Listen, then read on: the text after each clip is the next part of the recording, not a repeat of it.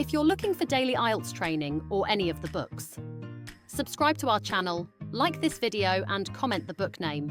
We will give it to you for free. Listen carefully and answer questions 1 to 6. Good afternoon. How can I help you? Good afternoon. I'd like to lodge a claim. Certainly. Name? Emily Jane Appleby. Appleby. That's an unusual name. Sorry, what did you say your first name was again? Emily Jane. Now, Miss Appleton, could you please fill in this claim form? I've never done that before. Can you help me? Yes, of course. The first part is for the claimant's details. Where do you live? At 1 Uranga Street, Durham. How do you spell Durham? Durham. Of course, I should know that. But it's just one of those names that sounds quite different from the way you spell it. It is confusing. I've seen it spelt with 2 R's. And what's the postcode for Durham? 4105. Good. And do you work? No, not at the moment. Okay, so no work number. What about a home phone number? Yes, I can give you that. It's 7848-3762. 7848? 3762. Right. Now, this part here is for the respondent's details. Who's the respondent? The individual person, company or business that you're claiming against. Is the claim against a landlord, tenant, trader or driver? Well, it's a company that sells home appliances. So that's trader then. Just a moment while I write that down. ABC Appliances, actually. Oh, now this part is really important. If the respondent is a company, you must have the company's full and correct name and registered address. I've looked it up on the internet, and it's ABC Appliances Limited. Good. If we don't get this part absolutely right, you won't have a legal claim. And their registered address? Yes, I've got that written down here. Just a minute. It's, 17 Brown Avenue. That's in Barden, isn't it? I think I know the place.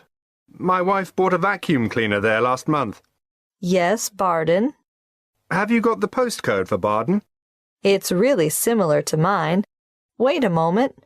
I'd better make sure I get it right. 4065. That's it. And what's the telephone number for ABC Appliances? Oh, 7232-4681. Good. Got that.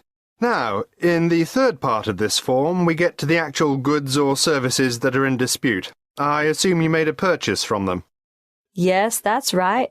On the 3rd of February, 2011. And did the goods have any sort of guarantee or warranty?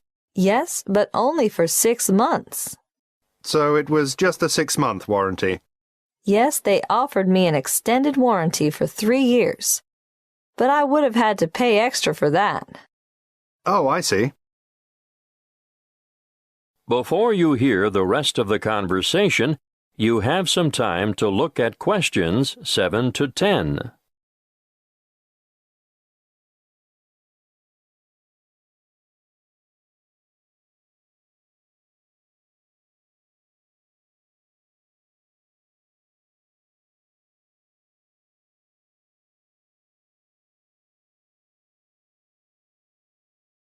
Now listen and answer questions 7 to 10. You'll need to give a full description of the goods involved, the nature of the defect or fault, and any other relevant particulars. So, tell me, what did you buy? I bought a washing machine. Yes, but what brand, model, and serial number? The brand name was Mallard, and it was the Whisper model. Serial number, just a moment. I've got the warranty papers in my bag. Yes, here it is. Serial number XY303. Great. Now I need to know how much you agreed to pay. It cost £1,000. Did you trade in your old machine? Yes, as a matter of fact, I did. Okay. Now, what were you given for the trade-in? £250. So, in actual fact, the purchase price you agreed on was £750. That's right. And they delivered the goods 2 days later, on the 5th of March, and picked up the trade-in at the same time. Now, think carefully about this next question. What did the respondents say about the quality of the goods, or the way they would perform? The salesman who served me at the appliance shop said, "The Mallard Whisper model has a much shorter cycle, so it uses less power. Oh," and he added, "and it will also use less water." Is that true? Well, partly. It does seem to use less water, but both the wash cycle and the rinse cycle go on for much longer than my old machine, so I don't see how it can use less electricity. But the sales assistant also said, "This model is whisper quiet." And is it? No, not at all. It's so noisy we can't hear the television in the next room.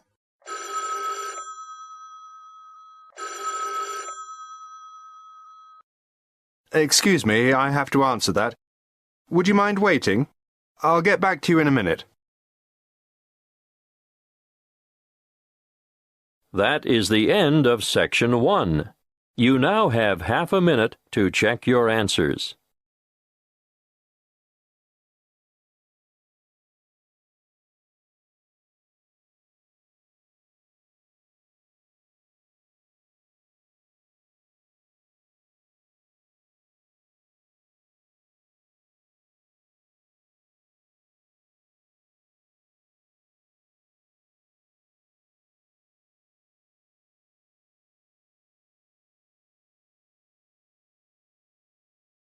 Now turn to Section 2. Section 2. You will hear a representative from Dreamtime Tours giving information about a particular tour option. First, you have some time to look at questions 11 to 14.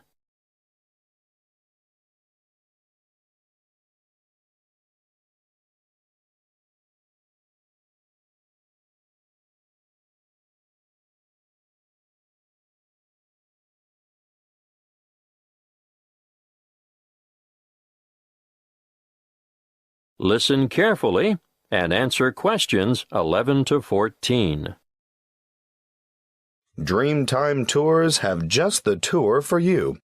The one I have chosen to talk to you about today is what I consider our best tour. It will take you from coast to mountain and back again. You'll spend a memorable and very comfortable day traveling in air-conditioned luxury. You'll see from our brochure that we have 4 pickup stops along the coast, and about 20 minutes after we pick up our last passenger for the day, we'll be stopping off briefly at a magnificent housing development, marina, and shopping complex.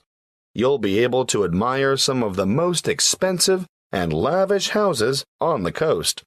And here we'll take a quick walk around the waterfront. Now, despite its name, Hope Island, we can reach it without getting our feet wet or taking a boat ride. Hope Island is connected to the mainland by bridges.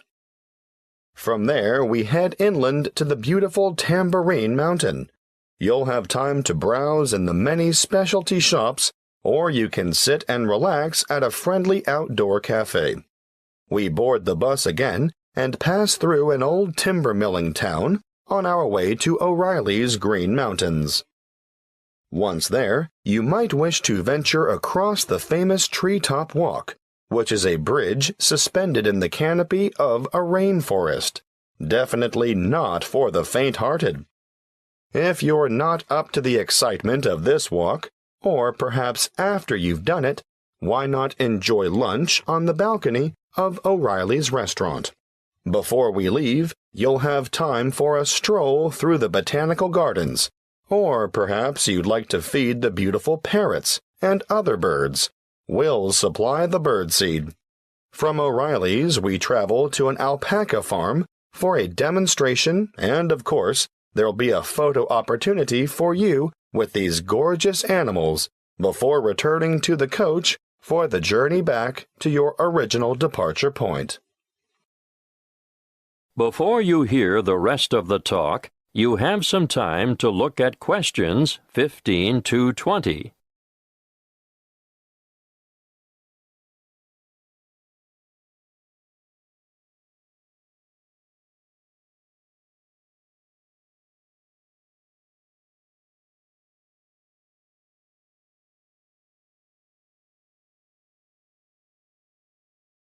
Now listen and answer questions 15 to 20.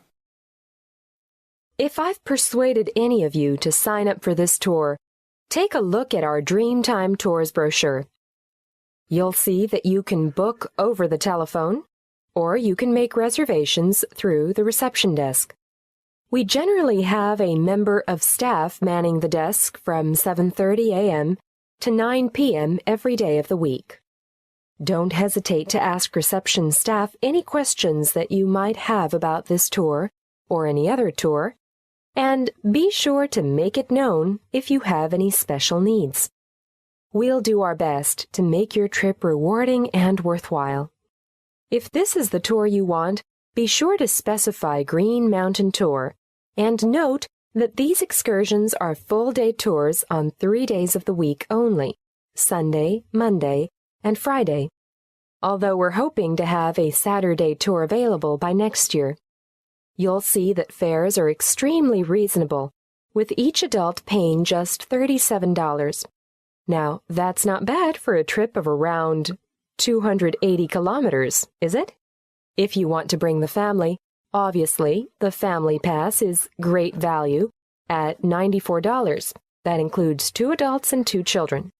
But if you're an older adult, over 65, in other words, a senior citizen, your fare is discounted too. You'll pay a bit less than the full adult rate. Please note the departure times. We adhere to these strictly. The coach will leave the southernmost point of Coolangatta at 10 to 8 sharp, travel through Burleigh, and on to Surfer's Paradise, which is our most popular pickup point, departing from there at 8:30 in the morning. At 8:45, we make our last pickup at Labrador. May I remind you to dress appropriately for the day? Ladies, no high heels, please. Comfortable walking shoes are what is required, and I always recommend that everyone takes a light jacket because the mountain air can be quite cool compared to the heat and humidity of the coastal regions. Oh, something else I should remind you of. The prices quoted in the brochure are just for coach travel, although we can arrange for a minibus to collect you from your accommodation and bring you to the departure point free of charge. If you want to avail yourself of this service, be sure to let the booking clerk know. You will need to bring along extra cash or a credit card to cover expenses such as optional side trips, food and drink, and, of course, entrance fees to the various attractions. Well, that's all I have time to tell you. If you have further inquiries, please use the phone number on the brochure. That is the end of Section 2. You now have half a minute to check your answers.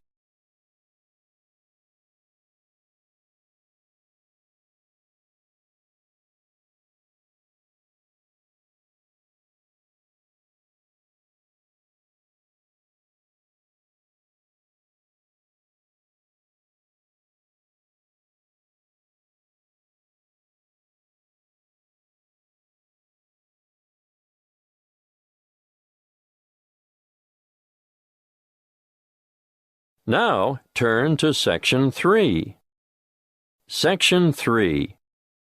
You will hear a conversation between 2 training college students and their liaison officer who is enrolling them in a volunteer program which provides English language support in a local secondary school. First, you have some time to look at questions 21 to 25.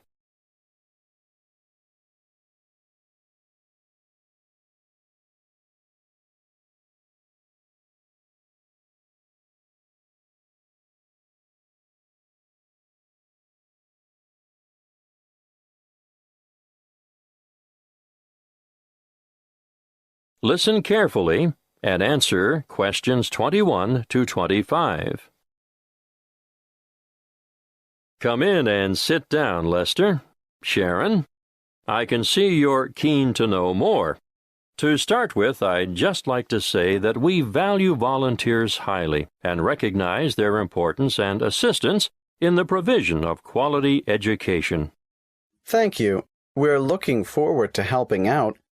But what exactly can we do? Volunteers can undertake a range of tasks. In general, they enrich the English language program and complement the contributions of salaried staff members. Yes, but what would we do specifically? Oh, a variety of tasks. For instance, you can tutor individual students in reading. I thought that might be the case. But you can also help students edit their written responses. Great. Is that also a one-on-one activity? Oh, yes, definitely. But volunteers are also called on to assist in designated classes. And what exactly would we do there? Well, it depends on the class, of course, but usually you take on the role of an assistant. A teacher's assistant. Yes, that's it. Sounds like fun and good preparation for our own careers. Then, an enormous area of assistance is developing students' organizational skills. Yes, I can imagine that's why some of them are struggling in the first place. There's also the special needs unit. They always need volunteers there. But we have no training in special needs. That's not necessary. These students just really appreciate having any extra attention. Sometimes help with the simplest things, like holding a pen correctly. Well, that's something all able-bodied students should learn. I've noticed some of the strangest pen grips amongst my peers, and I'm sure they must end up with sore hand or shoulder muscles at the end of the day. Yes, I'm sure you're right. The other task I'd like you two to help out with is encouraging and improving the students' work ethic. Oh, I can't imagine that'll be easy. No, but it is important, and I can give you some training in that field. That'll be good. I should also point out that you'll be working alongside quality teachers at times who are not only caring role models, but excellent motivators. Well, we should learn a lot from them. Yes, the teachers you'll be assigned to are innovative and very responsive to the different needs of individual students. If that's true, they must be adept at a variety of teaching styles. Quite right. You know, part of my mission is to forge close partnerships between experienced teachers and trainees like yourselves. As far as I can see, everyone has something to gain from the exchange of information and skills, not just the students you're helping. Before you hear the rest of the conversation, you have some time to look at questions 26 to 30.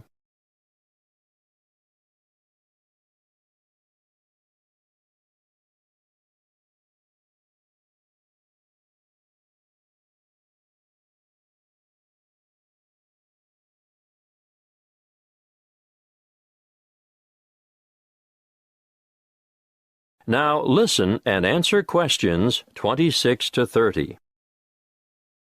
There are a number of interesting developments going on at the moment, and I've chosen you two because of your varied academic backgrounds. Now you, Sharon. I majored in business studies before I came to Teachers Training College. Yes, exactly.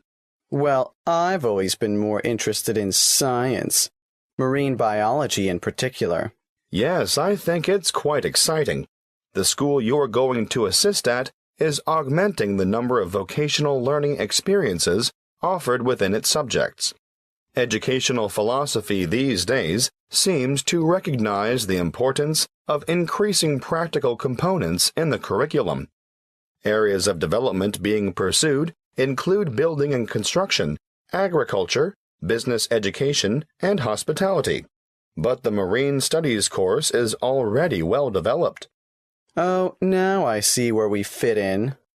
You'll find that the school has an excellent library and audio-visual collection.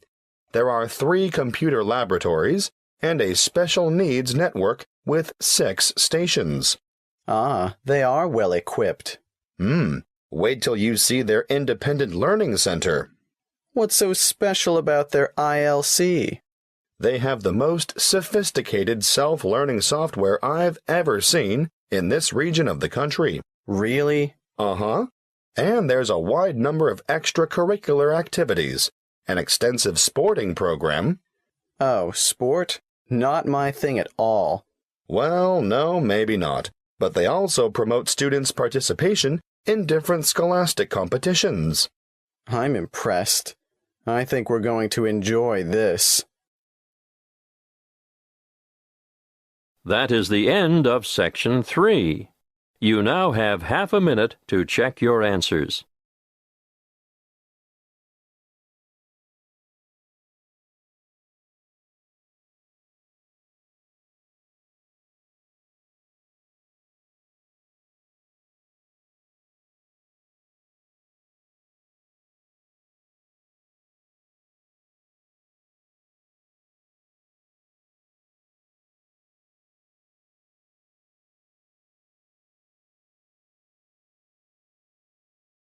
Now turn to Section 4. Section 4. You will hear a talk by a health studies lecturer on anxiety. First, you have some time to look at questions 31 to 40.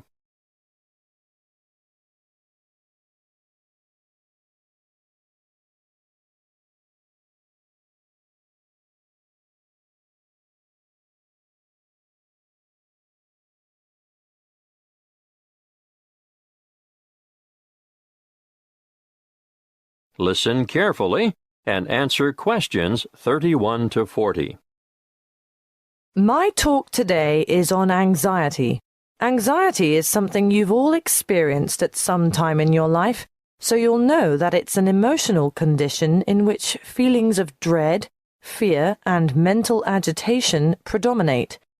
However, what we call an anxiety state or anxiety neurosis or phobic state, they all mean the same thing, is characterized by anxiety reactions far greater than those normally expected for the circumstances, and these reactions may be severe and prolonged.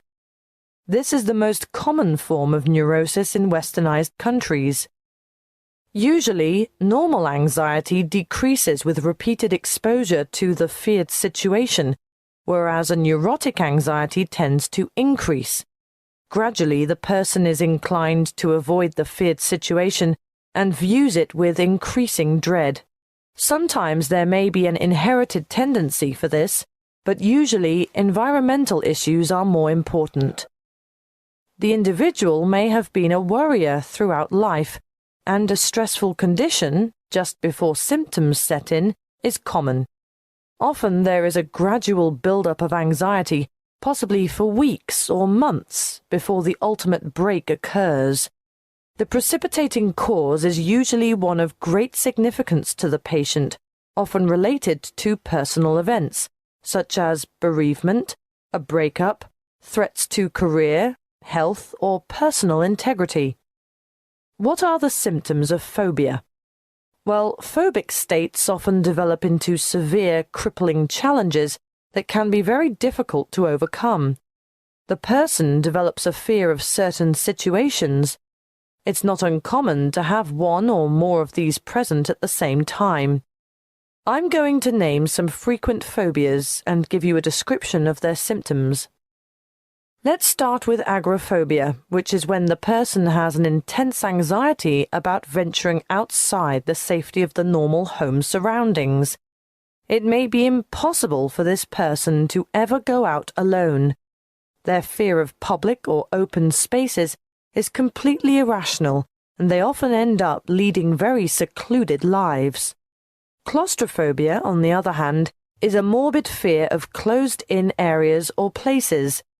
If you see me taking the stairs instead of the lift, think about it. Am I trying to get more exercise, Or am I trying to avoid the confined interior of the lift?